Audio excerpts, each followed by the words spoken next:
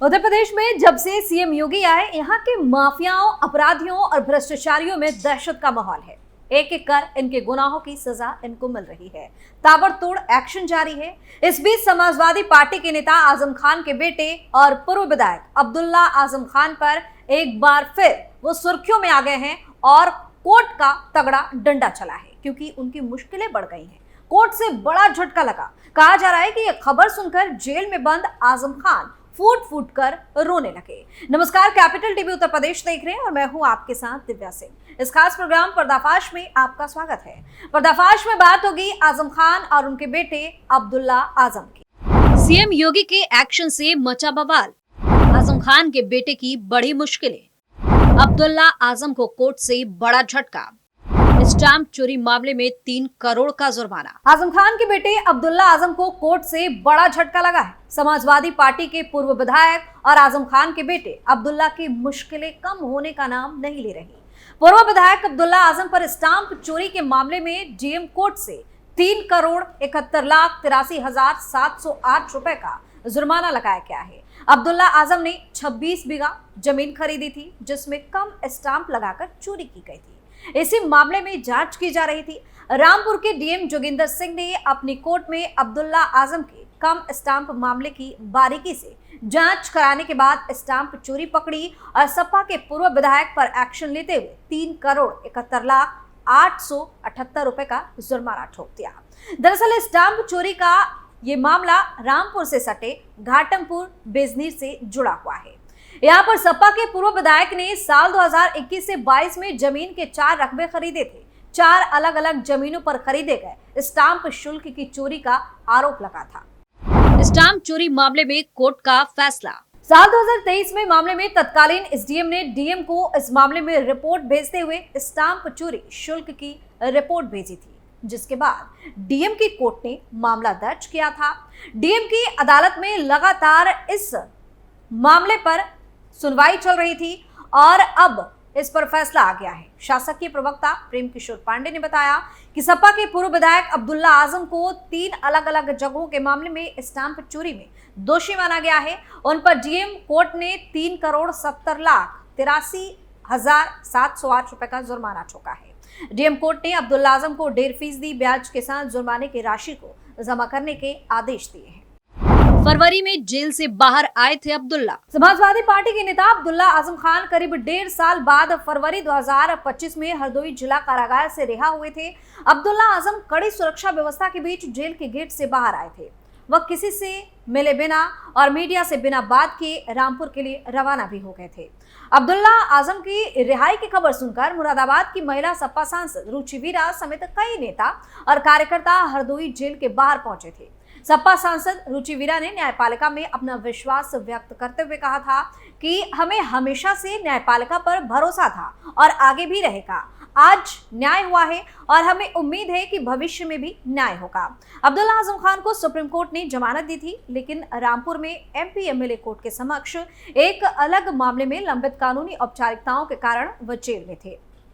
पिछले कुछ सालों में उनके खिलाफ 45 मामले दर्ज हुए थे और सभी में उन्हें जमानत मिल गई थी। जौहर ट्रस्ट से वसूले जाएंगे करीब 550 करोड़। वहीं 5 दिन पहले की ही बात है। समाजवादी पार्टी के सीनियर नेता और जेल में बंद आजम खान की मुश्किलें थमने का नाम नहीं ले रही। इनकम टैक्स डिपार्टमेंट जौहर ट्रस्ट ने करीब 550 करोड़ रुपए की वसूली करेगा इनसे। ये वसूली जौहर ट्रस्ट की तरफ से बनाए गए जौहर विश्वविद्यालय में इन्वेस्ट की गई बेनामी रकम की वजह से होगी। इनकम टैक्स डिपार्टमेंट यूनिवर्सिटी को बनाने में खर्च किए गए 350 करोड़ रुपए की रकम का सोर्स अभी तक पता नहीं चल पाया है। इसकी वजह से अब इस पर जुर्माना और ब्याज के साथ में आयकर वसूल किया जाएगा। पूर्व मंत्री आजम खान और उनके करीबियों के यहाँ पर 1.5 साल पहले इनकम टैक्स डिपार्टमेंट की टीम ने छापा मारा था। इसी दौरान यूनिवर्सिटी के निर्माण में बड़े पैमाने पर गड़बड़ियों के सुराग भी मिले थे। इनकम टैक्स डिपार्टमेंट में सीबीडब्ल्यू ने यूनिवर्सिटी के निर्माण में खर्च रकम का मूल्यांकन करने को कहा था। वो करीब 450 करोड़ के आसपास पाया गया, लेकिन जौहर ट्रस्ट के खाते में सिर्फ 100 करोड़ थे। ऐसे में ये निवेश बेनामी माना जा रहा है। अब इनकम टैक्स की तरफ से ब्याज समेत इसकी वसूली की जाएगी। क्या है जौहर ट्रस्ट का मामला? अब जौहर ट्रस्ट की बात करें तो सपा नेता आजम खान ने मौलाना अली जौहर यूनिवर्सिटी की स्थापना की थी। इस यूनिवर्सिटी की स्थापना में खान ने अपने रसूख का खूब इस्तेमाल किया। इस यूनिवर्सिटी को चलाने के लिए एक ट्रस्ट बनाया। इसका नाम मौलाना मोहम्मद अली जौहर ट्रस्ट रख दिया था। आजम खान ने जौहर यूनिवर्सिटी को बनाने के लिए ही जमीन का अधिग्रहण करवाया था। इसी को लेकर वह फंसते चले गए। समाजवादी पार्टी के सीनियर नेता आजम खान लगभग पिछले 2 सालों से जेल में बंद हैं। इस समय वो हरदोई की एक जेल में बंद है। उन पर लोगों की प्रॉपर्टी को जबरन हड़पने का आरोप है। जब जौहर यूनिवर्सिटी की नींव रखी गई थी तब मुलायम सिंह यादव उत्तर प्रदेश के मुख्यमंत्री थे। आजम खान और उनके बेटे अब्दुल्ला समेत जौहर ट्रस्ट के बाकी सदस्य भी आरोपी बनाए गए। ट्रस्ट में अधिकतर लोग आजम खान के परिवार के ही हैं। कोर्ट ने ठोका था 10,000 का जुर्माना। जनवरी 2025 की ही बात है। समाजवादी पार्टी के वरिष्ठ नेता आजम खान पर दर्ज रामपुर के यतीम खाना प्रकरण से संबंधित मामलों में अदालत की सुनवाई चल रही थी। ये मामला रामपुर की MP MLA विशेष अदालत में विचाराधीन है। हाल ही में अदालत ने एक महत्वपूर्ण फैसला लिया जिसमें आजम खान को जिरह का दूसरा अवसर दिया गया, लेकिन इसके लिए 10,000 का जुर्माना भी लगाया गया। इस प्रकरण में गवाहों से जिरह के लिए एक नियत तारीख निर्धारित की गई। उस दिन आजम खान के वकील अदालत में अनुपस्थित रहे, जिसके कारण उनका जिरह का अवसर खत्म कर दिया गया। इसके बाद आजम खान के वकीलों की तरफ से अदालत में रिकॉल एप्लीकेशन दायर दोबारा अवसर की मांग की गई। अदालत ने इस मांग को स्वीकार तो कर लिया, लेकिन 10,000 का जुर्माना भी लगाया और उन्हें जिरह के लिए एक और मौका दे दिया। फफक फफक कर रोने लगे आजम खान। नवंबर 2022 की बात है, जब सभी लोग आजम खान को देखकर हैरान रह गए। बात जब 2022 में विधानसभा का उपचुनाव होने वाला था तब की है। इस उपचुनाव में भारतीय जनता पार्टी और समाजवादी पार्टी दोनों आमने सामने थी। सपा नेता आजम खान ने एक जनसभा को संबोधित किया। इसमें आजम खान कई रूप में नजर आए। कभी जनता में मौजूद जनता को डांटते थे, कभी भावुक होकर अपना दर्द बयां करते थे। इन सब के बीच आजम खान ने समाजवादी पार्टी के प्रत्याशी आसिम राजा के लिए जनता से वोट भी मांगी। रामपुर में सपा नेता आजम खान ने कहा कि यह जलसा नहीं है, तुमसे इंसाफ लेने आया हूं, तुमसे मौत मांगने आया हूं। थक गया हूं मैं इस जिंदगी से। हमें डाकू और चोर बना दिया। जीना चाहूंगा ऐसी जिंदगी। खुदकुशी हराम है इसलिए जिंदा हूं। मैं तो इंतजार कर रहा हूं कि किस दिन मुझे देश निकाला बनेगा। बस यही एक जुर्म बाकी रह गया कि मुझे हिंदुस्तान से निकाला जाए। जनता के सामने गिड़गिड़ाए आजम खान। आजम खान ने आगे कहा कि मेरी मौत चाहते हो मार दो, मुझे मार दो गोली। मुझे यहाँ खुदा की कसम वो मौत मेरी जिंदगी की तकलीफों से बहुत सस्ती होगी। मेरे पूरे घर को मार दो। तुम्हें मालूम है जुल्म के कितने पहाड़ सह रहे।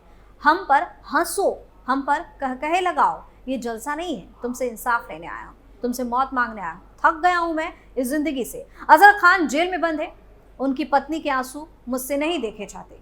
जेल में बच्चे बंद है बेगुनाह। किसी ने मशीन नहीं चुराई, किसी ने फर्नीचर नहीं चुराया। मैं लाता था कोलकाता से ट्रक के ट्रक भरकर फर्नीचर पुराने कबाड़ के, उनकी मरम्मत कराता था, उनकी पॉलिश कराता था और तुम्हारी उस यूनिवर्सिटी में उसे सजाता था। सपा नेता आजम खान ने कहा कि पुलिस उन्हें उठा कर ले गई, हमें डाकू और चोर बना दिया। खुदकुशी हराम है इसलिए जिंदा हूं। पुलिस ने डंडा मारा था जमीन पर, इसलिए भाग खड़े हुए थे। अगर एक जिस्म पर भी लग जाता मर तो नहीं जाते। मैं तुम्हारे जख्मों पर अपने दिल का खून लगाकर उन्हें मरहम बना देता। मखतूम घर से निकलते जालिमों आसिम राजा पठान नहीं है, इसलिए इंसान तो है। तुमने एक इंसान को जलील किया। क्या माहौल है शहर का, दहशत, खौफ, डर, हर लम्हा जुल्म का इंतजार। यह आबादी बदनसीबों की आबादी है। मेरा दिल फट जाएगा। आजम खान ने क्या की जनता से अपील। रामपुर में आजम खान ने कहा कि आप मेरे साथ धोखा मत करना। मेरे पास बहुत वक्त भी नहीं है। जान लो अच्छी तरह भेड़िया तुम्हारे दरवाजे पर खड़ा है। अगर वे तुम्हारे घर के अंदर दाखिल हो गया तो आपकी इज्जत की हिफाजत नहीं कर सकोगे। कुछ मत सोचना मेरे बारे में बहनों। मैं तो इंतजार इस बात का कर रहा हूं कि किस दिन मुझे देश निकाला मिलेगा।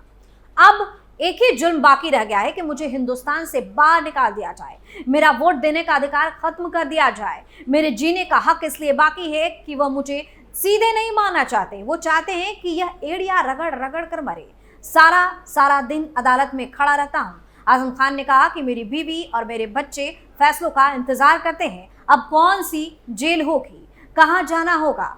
मैंने तुम्हारी अच्छाई का सोचकर कितने लोगों को बर्बाद कर दिया। मैं उन सब से माफी मांगता हूँ जो मेरी वजह से जेलों में है, जिन्हें मेरी वजह से तकलीफ पहुंची है। मैं उनसे माफी चाहता हूँ। अगर मुझसे कोई बदला लेना चाहता है, मेरी जान हाजिर है। आओ मुझे पत्थर मारो, मेरे ऊपर तमंचा निकालो। मैंने हर गुनहगार, हर जालिम को माफ कर दिया। आपने मुझे किस बात की सजा दी? तो योगी सरकार में शिकंजा कसने के बाद आजम खान कई मौकों पर डरे और घबराए देखने को मिलते हैं। फिलहाल जिस तरह की खबर सामने आई है, बेटे पर करोड़ों का जुर्माना ठोका गया है, उसके बाद आजम खान तो जेल में बंद रोने पर मजबूर हो गए हैं। वहीं यूपी के एक एक माफियाओं और अपराधियों की लिस्ट तैयार हो गई है और अब योगी इन सबको इनके गुनाहों की सजा देंगे। पर्दाफाश में फिलहाल के लिए इतना ही। आप अपनी राय हमें कमेंट करके जरूर बताएं और देखते रहिए कैपिटल टीवी उत्तर प्रदेश। नमस्कार।